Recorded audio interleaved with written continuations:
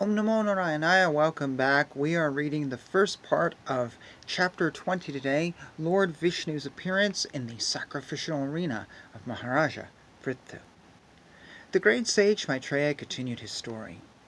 My dear Vajura, being very much satisfied by the performance of the 99 horse sacrifices, Lord Vishnu appeared on the scene.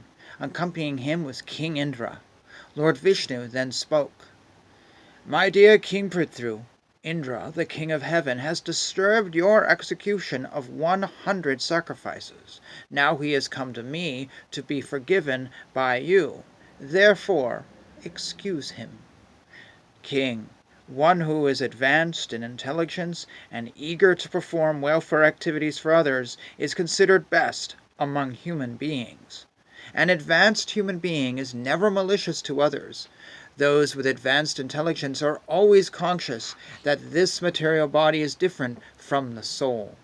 If a personality like you, who are so much advanced because of executing the instructions of the previous archayas, is carried away by the influence of my material energy, then all your advancement may be considered simply a waste of time. Those who are in full knowledge of the bodily conception of life, who know that this body is composed of nescience, desires and activities resulting from illusion, do not become addicted to the body. How can a highly learned person who has absolutely no affinity for the bodily conception of life be affected by the bodily conception in regards to house and children, wealth, and similar other bodily productions? The individual soul is one, pure, non-material, and self-effulgent. He is the reservoir of all good qualities, and he is all-pervading. He is without material covering, and he is the witness of all activities. He is completely distinguished from other living entities, and he is transcendental to all embodied souls. Although within the material nature, one who is thus situated in full knowledge of the Paramatma and Atma is never affected by the modes of material nature, for he is always situated in my transcendental loving service. My dear King, when one situated in his occupational duty engages in my loving service without motive for material gain, he gradually becomes very satisfied within. When the heart is cleansed of all material contamination, the devotee's mind becomes broader and transparent, and he can see things equally. At that stage of life there is peace, and one is situated equally with me as Sakshit Ananda Vigraha. Anyone who knows that this material body, made of the 5 gross elements, the sense organs, the working senses, and the mind, is simply supervised by the fixed soul, is eligible to be liberated from material bondage. My dear King, the constant change of this material world is due to the interaction of the 3 modes of material nature. The 5 elements, the senses, the demigods who control the senses, as well as the mind which is agitated by the spirit soul, all these taken together comprise the body. Since the spirit soul is completely different from this combination of gross and subtle elements, my devotee, who is connected with me in intense friendship and affection, being completely in knowledge, is never agitated by material happiness and distress. Please, keep yourself always equiposed and treat people equally, whether they are greater than you, in the intermediate stage, or lower than you.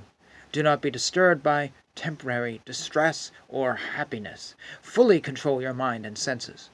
In this transcendental position, try to execute your duty as king in whatever condition of life you may be posted by my arrangement, for your only duty here is to give protection to the citizens of your kingdom. To give protection to the general mass of people who are citizens of the state is the prescribed occupational duty for a king. By acting in that way, the king in his next life shares 1/6 of the results of the pious activities of the citizens. But a king or executive head of state who simply collects taxes from the citizens but does not give them proper protection as human beings has the results of his own pious activities taken away by the citizens, and in exchange for his not giving protection, he becomes liable for punishment for the pious activities of his subjects.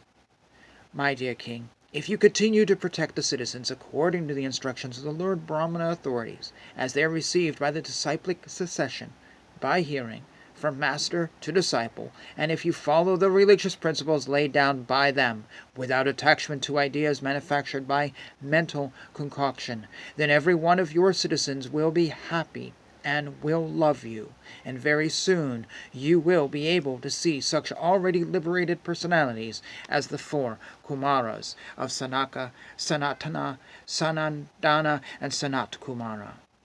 My dear king, I am very captivated by your elevated qualities and excellent behavior, and thus I am very favorably inclined toward you.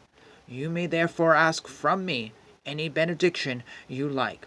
One who does not possess elevated qualities and behavior cannot possibly achieve my favor simply by performance of sacrifices, severe austerities, or mystic yoga.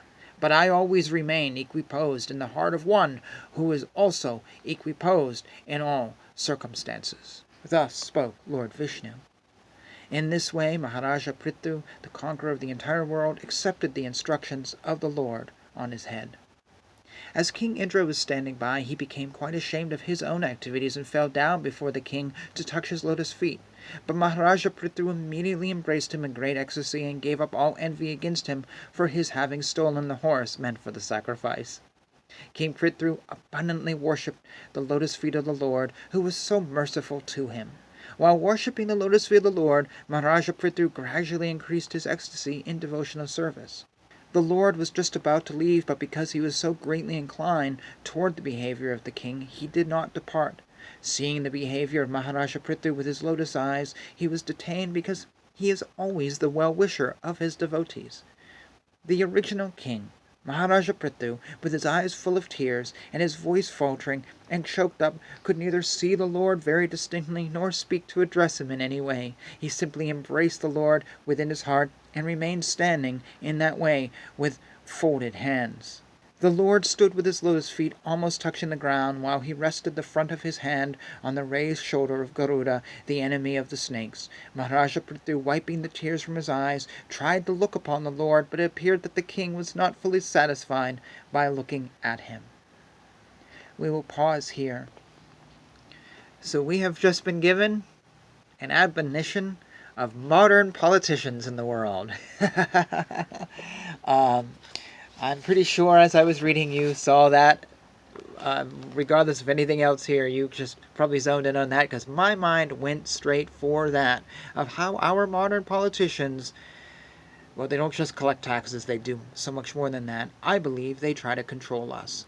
I believe they want a zombie nation of people who just follow and blindly obey the government, and they are creating a generation that will be broken mentally, spiritually, and physically. It is not about protecting us. It is about controlling. It is also about increasing stock portfolios and becoming richer and cashing out those stock portfolios before you die. That's the point. It is not about creating a better world for tomorrow. And many of us hope that at some point these politicians, before they die, get their just desserts as rewards for being evil.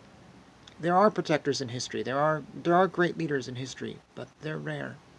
And usually they don't go around telling you they're a great leader. The ones that do are trying to fool you. So, we now have it here in the Srimad Bhagavatam what a politician should do. They should protect people. And key, not protect people from themselves. That's what I believe the government wants to do. It wants to protect me from myself. Because what's up here is the enemy of the government, because I think for myself. I'm reading books that set me up in a different place from the government. And they don't want that. They don't want that. Well, I may not be a threat. But if there's 1,000 people like me or 1,000,000 people like me, that might be a threat.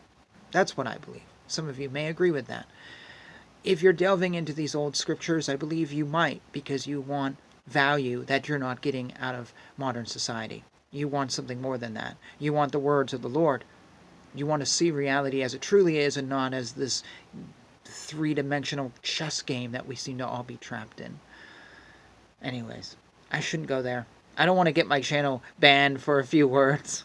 So anyways, I'll stop there. But feel free to put in the comments things. Or if you're watching this on a station that's not YouTube, like on BitChute, well, you have more freedom there. So, would love to engage with you on that, but I won't ramble on because that's not the point of the channel. But here it is. We've got something in the Srimad Bhagavatam telling us what to do. And if we take the word as the Srimad Bhagavatam, as the word of God, then God is instructing us on how our politicians should be. So, there you go.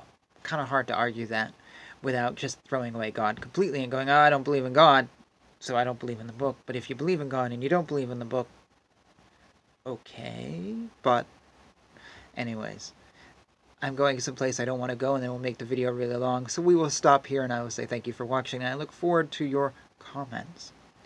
Hare Krishna, Krishna Krishna, Hare Hare, Hare Rama, Rama Rama, Hare Hare.